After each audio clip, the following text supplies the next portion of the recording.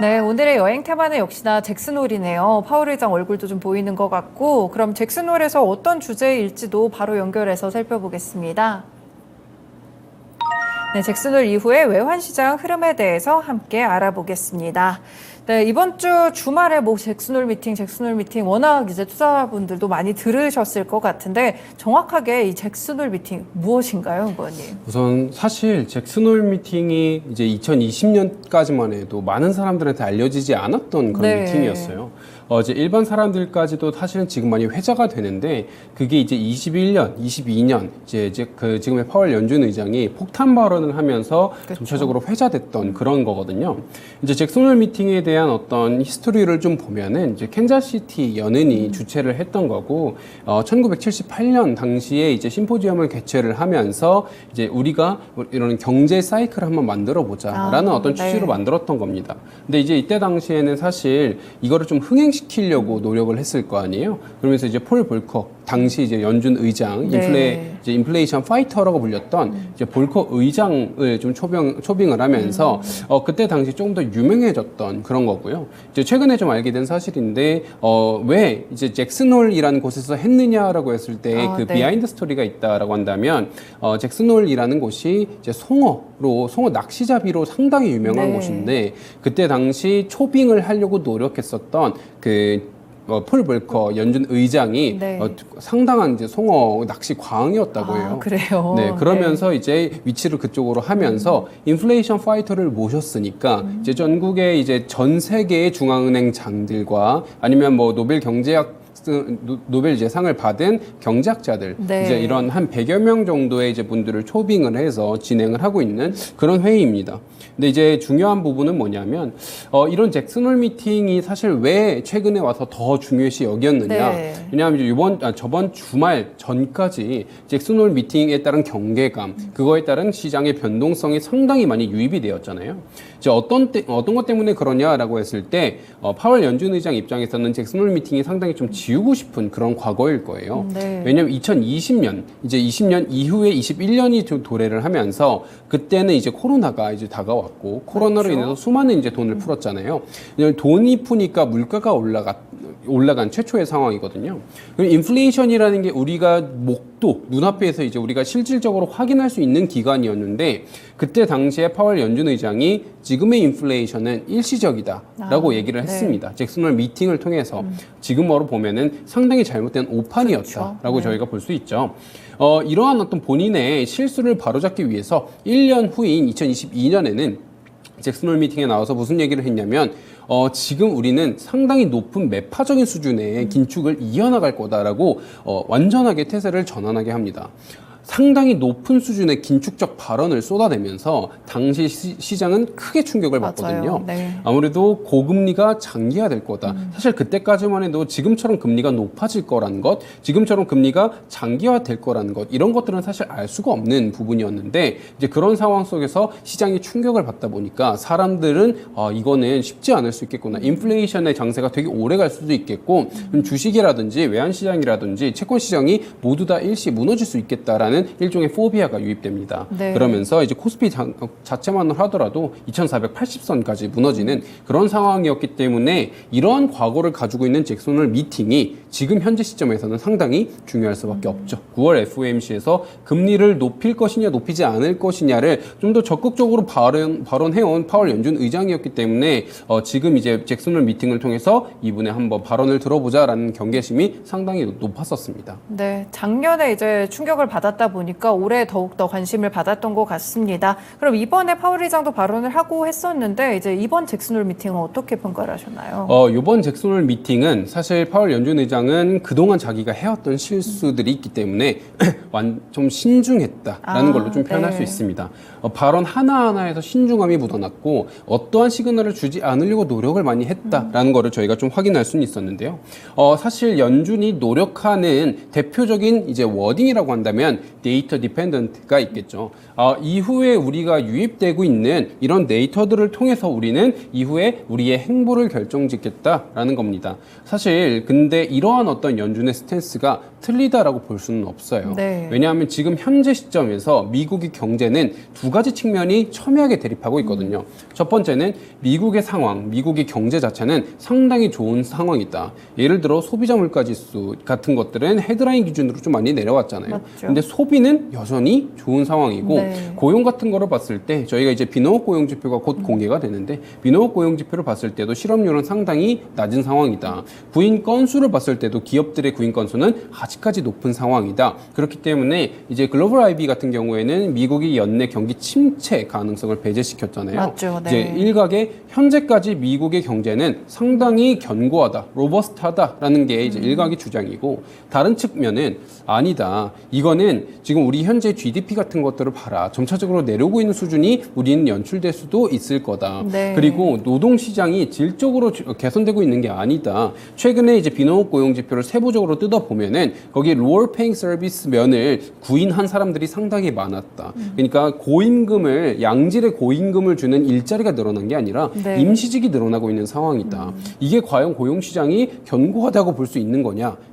또한 지금 미국의 고용이 그나마 좀 좋은 거는 이제 미국의 리오프닝, 네. 리오프닝이 아니라 이제 리쇼어링 때문이다. 네. 이제 전 세계에 뿌려져 있는 각지의 미국 기업들이 다시 한번 되돌려지고 있는 상황이잖아요. 이제 그런 것들을 감안했을 때 좀 개선된 거지.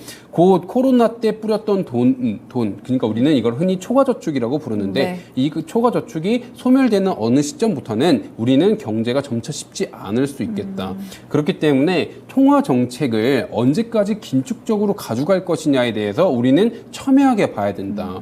그러면 이런 거에 대한 어떤 판단으로 그러면 우리는 통화정책 긴축을 장기화해야 하느냐, 단기화해야 되느냐. 네. 그럼 통화정책 시차가 언제부터 발현될 수 있을 것이냐가 상당히 주목되는 포인트고요. 네네. 이 두 개가 첨예하게 대립되는 상황 속에서 신중, 데이터 디펜던트를 얘기한 파월 연준 의장이기 때문에 9월 FOMC 전까지 소화가 되는 데이터를 통해서 아마 FOMC를 진행하지 않을까라고 판단을 하고 있고요. 네. 이에 따라서 사실 더 중요한 건 이후에 고용, 소비 이런 미국 펀더멘탈 관련된 지표들이 중요도가 훨씬 높아졌다라는 겁니다.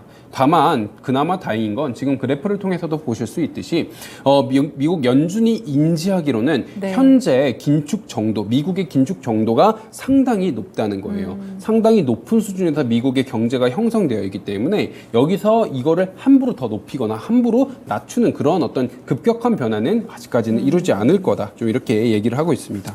네, 그렇군요. 일단 앞으로의 그러면 고용 지표라든지 그런 지표들의 중요성이 더 중요해질 것 같다는 생각이 드는데 사실 이번에 잭슨홀 미팅 결과에서 가장 좀 관심을 받았던 게 또 중립금리를 올리느냐 안 올리느냐 이 부분이 또 관심이었던 것 같아요. 일단 중립금리에 대한 개념 설명도 필요할 것 같은데요. 네, 우선 중립금리라는 말은 되게 생소하고 사실 실체가 없는 금리예요. 중립금리라는 게 뭐냐면 지금 우리 경제가 있을 텐데 이 경제가 아주 이상적인 상황에서 그러니까 인플레이션이 발생하지도 않고 디플레이션이 발생하지도 않는 이상적 금리 수준이 몇 프로냐를 저희는 흔히 중립금리라고 표현을 네. 하거든요. 그래서 이게 이해하시기가 어려우면 일종의 저는 무게중심이다라고 보시면 됩니다. 어떤 이제 널판지가 이렇게 있을 때 네. 거기에 무게중심이 어디 지점이냐 금리라고 했을 때 어느 지점이 딱 무게를 좌우로 흔들리지 않게 잡아줄 수 있느냐 이거를 저희가 중립금리다라고 표현하면 조금 더 이해를 하시기 쉬운데요.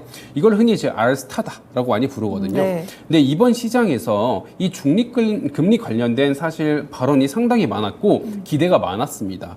왜냐라고 했을 때 아까 말씀드렸다시피 미국은 상당히 빠른 속도로 긴축을 해왔어요. 네네. 긴축을 빠르게 해왔고 기준금리도 상당히 높은 수준인데 미국 경제가 아직도 견고하단 말이죠. 맞아요. 이거에 대한 많은 사람들의 판단이 이제 들어왔는데 그 중에 일각의 주장은 무엇이냐라고 한다면 중립금리, 즉 미국이 기본 스탠스로 가져가야 되는 금리 수준 자체가 올라가진 거 아니야라는 겁니다. 지금 현재 연준의 물가 목표 수준은 2%잖아요. 그쵸? 그래서 2% 정도가 된다면 이제 본인들이 국정 운영을 하는 데 있어서 안정적인 수준이다라고 생각을 하고 있는 거고 네. 연준이 제시하고 있는 중립금리, 명목 중립금리 수준은 한 2.5% 정도가 네. 됩니다. 근데 코로나를 거치고 난 이후에 재택근무가 많아졌고 그쵸. AI가 점점 발전하고 있고 이에 따라서 근본적인 생산성이 높아진 거 아니냐. 그러니까 미국의 경제 구조가 점차 체질이 바뀌는 거 아니냐. 그렇게 된다면 생산성이 올라갔기 때문에 중립금리 자체도 다시 한번 상향되는 거 아니냐라는 얘기가 있었습니다. 네. 그래서 중립금리가 올라갔기 때문에 우리가 기준금리를 높였지만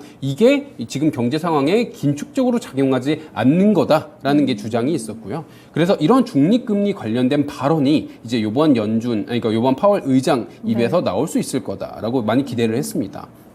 근데 파월 연준 의장은 이러한 기대를 침묵으로써 일축했어요. 그래서 네. 사실 이번 중립금리 관련된 기대를 하신 분들은 서프라이즈가 없었기 때문에 서프라이즈였다라는 얘기를 저희가 하거든요. 네. 만약에 파월 연준 의장이 중립금리 관련된 발언을 좀 더 명확하게 하면서 그럼 중립금리가 상향됐다라고 한다면 연준이 지금 가지고 있는 물가 목표가 2%에서 더 올라가야 되거든요. 네네. 2%에서 물가 목표가 더 올라가게 된다면 연준이 목표하는 인플레이션까지의 갭이 아직 많이 남지 않았기 때문에 higher for longer, 그러니까 긴축의 장기화 정도가 좀 줄어들 수는 있었겠죠. 네. 그렇지만 2%가 여전히 유지된다고 했을 때 현재 긴축 기조를 꾸준하게 이어갈 거다라는 게 이제 두 가지 판단이 가능하잖아요. 근데 이번 파월 연준 의장은 중립금리는 상당히 불확실성이 크다라는 얘기를 많이 했습니다. 네. 아무래도 저희가 얼마 전에 금통위를 했을 때 그 금통위에서도 마찬가지로 중립금리 관련된 얘기가 나왔어요.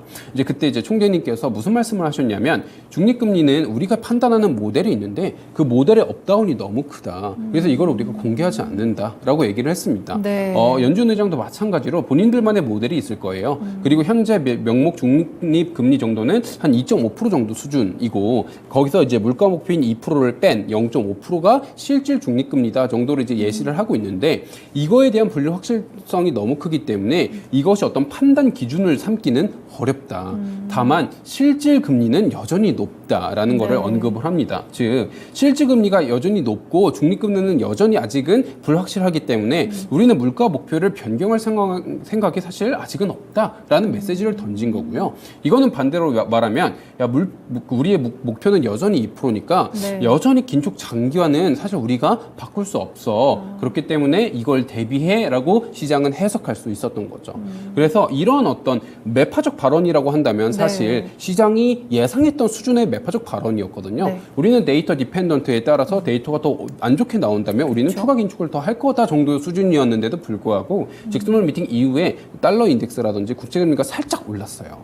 그 원인을 판단했을 때는 사실 뭐 매파적 발언 때문만은 아니라 이제 이런 중립금리 관련된 기대가 좀 소멸됐기 때문이다라는 측면도 분명히 있다 이렇게 말씀드릴 수가 있습니다. 그러면 이제 장기적인 중립금리에 대한 추정치가 좀 높아질 가능성은 좀 볼 수가 없는 건가요? 이것도 지표에 따라 달라지나요? 그렇죠. 예를 들어 이후에 지표를 꾸준히 봤는데 기준금리가 여전히 높은 상황이고 가계 대출 같은 것들도 계속 축소가 되고 있는데 네. 미국 경제가 여전히 좋다라고 한다면 이거는 정말 하나의 개인이 생산하는 생산성 자체가 많이 늘어나는 거죠. 네. 그럼 GDP가 올라가는 거잖아요. GDP는 어찌 됐건 내가 이제 생산하는 생산량을 기준으로 판단을 하는 거니까 그렇게 된다면 미국 경제 체제가 바뀌었고 체질이 바뀌었구나. 그럼 중립금리 수준이 높아졌구나라고 네. 생각을 해서 2%에서 더 올라갈 수 있겠죠. 실질적으로 2%라는 지금 연준의 물가 목표가 산정된 기준을 보면 네. 이게 과거로 돌아가 보면 이때 당시 2%를 계산하는 어떤 모델이 되게 테크니컬하지 않았어요. 그냥 이 2% 정도면 적당할 것 같은데 해서 2%가 네. 되고 그 뒤로 다른 나라도 나도 이렇게 암묵적으로 된 거란 말이에요. 그렇기 때문에 이 2%가 절대적 수치다라고 얘기하기는 어렵고 이후의 데이터에 따라 달라지겠죠. 다만 이 2%가 사실 바뀌려면 그 정도의 판단을 주려면 좀 더 오랜 기간 동안 계속 견고하다라는 모습을 누적해서 보여줘야만 가능할 거다. 좀 이렇게 말씀드릴 수가 있습니다. 네, 그렇군요. 중립금리라는 개념 좀 어려우셨을 것 같은데 좀 쉽게 풀어서 설명을 해주신 것 같습니다. 그럼 결국에 이제 잭슨홀 미팅이 지나갔는데 앞으로 외환 시장은 그러면 어떤 영향을 받고 어떻게 변화하게 될까요? 네, 요번 사실 이런 외환 시장 그리고 이후에 어떤 비단 외환 시장뿐만이 아니라 채권이라든지 원자재 시장이라든지 주식 시장이라든지 지금 파월 연준 의장의 이 발언이 사실 앞으로의 전개될 모습과 좀 유사하다라고 말씀드릴 수가 있는데요. 네. 파월 연준 의장이 뭐라 얘기했냐면 흐린 하늘 아래에서 별자리를 따라 항해하고 있다. 이렇게 표현을 했습니다. 그러니까 우리로 치면 오리무중이다. 안개가 너무 많이 끼어서 네. 앞을 볼 수가 없다라는 거잖아요. 지금 사실 그 시계가 정확히 확보되지 않는 상황 속의 정책은 상당히 위험할 수 있기 때문에 데이터 디펜던트를 얘기했고 네. 이거에 따라서 뷰가 상당히 갈리고 있는 상황입니다. 이미 저희가 흔히 이거를 샤워실의 바보다라고 연준을 빗대서 표현을 하는데 샤워실에서 샤워를 하는데 너무 뜨거워가지고 물을 돌려요. 그럼 찬물이 나와요. 그럼 다시 돌려요. 뜨거운 물이 나와요. 그러니까 어떤 중간 지점을 찾지 못하고 왔다 갔다 하는 거거든요. 네. 이건 반대로 얘기하면 양측의 의견이 상당히 첨예하게 대립하고 있다는 거예요. 통화 정책을 긴축적으로 장기화해야 되느냐, 장기화하지 않아야 되느냐. 그러면 반대로 양측의 포지션이 너무 면밀하다라고 했을 땐 네. 양측의 포지션 결국에는 매도로 연결되거든요. 그러니까 본인의 포지션에 따라서 방향성이 달라지잖아요. 그렇죠. 그러면 서로 다른 엇갈린 방향성이 지금 장 내에서는 위아래 둘 다 산재하고 있는 겁니다. 뭐 금리로 따졌을 때는 채권으로 따지면 네. 이후에 채권에 대한 발행이 많아질 거기 때문에 금리가 올라갈 거다라고 보시는 분들도 있고 지금 가계부채 수준을 봐라. 이거 곧 얼마 못 간다. 우리가 금리를 내려야 하는 게 타이밍이 곧 온다. 경제가 무너질 수 있다라고 하는 분들은 금리 하향에 베팅하는 네. 거고요. 그렇기 때문에 외환시장 내에서도 특히 달러 원 기준으로 봤을 때도 상하방 변동성이 좀 커질 수는 있어요. 다만 네. 상하방의 서로 압력이 상쇄하는 구간이 계속해서 연출이 되면서 저는 3분기 그러니까 이제 9월까지죠. 9월까지는 어떤 이런 1,300원 정도 그 밴드에서 유의미한 상승과 유의미한 하락보다는 어떤 밴드 내에서의 횡보세를 계속 보일 거다라고 좀 말씀드리고 있는 상황입니다. 연초에 제가 이제 연간 전망하면서도 네. 2분기에서 3분기까지는 횡보세가 지속될 수 있을 거다라고 말씀을 드리면서 노이즈가 계속 낄 거다라는 말씀을 드렸는데 지금 방금 말씀드린 것과 비슷한 맥락이고요. 그래서 4분기부터 저는 이제 개인적인 어떤 제 뷰로는 하락이 이제 전망이기 때문에 이제 4분기부터는 점차적으로 고용이라든지 고용의 어떤 세부적 지표를 받거나 아니면 PCE 물가지수 같은 것들이 점차 내려오면서 환율의 안정화 가능성이 보이지 않을까라고 저는 판단하고 있고 네. 이러한 어떤 모습들이 4분기 이후 연말까지 조금씩 연출되기 시작할 거다 이렇게 좀 보고 있는 상황입니다. 네, 그렇군요. 지금은 좀 양측의 의견이 대립을 하고 있는 상태이기 때문에 3분기 정도까지는 횡보세를 기록할 수 있겠지만 4분기부터는 추가적인 지표 확인해 보시면서 환율의 안정화 방향으로도 전망을 함께 주셨습니다. 네, 연구원님 오늘 말씀 고맙습니다. 네, 감사합니다. 네, 이렇게 2부 쉬운 환율 읽어주기 시간에서는 잭슨홀 미팅을 거쳐오면서 과연 외환시장에는 어떤 영향이 있을까 이 부분에 대해서 자세하게 분석해봤습니다. NH선물의 김승혁 연구원님과 함께했습니다. 지금까지 다양한 투자 판단에 도움이 되는 말씀들 전해드렸는데요. 특정 종목의 상승과 하락을 보장하지는 않는다는 점 기억해주세요. 토마토랜드 2.0 마치겠습니다. 남은 오후장도 투자 잘하시길 바라겠습니다. 고맙습니다.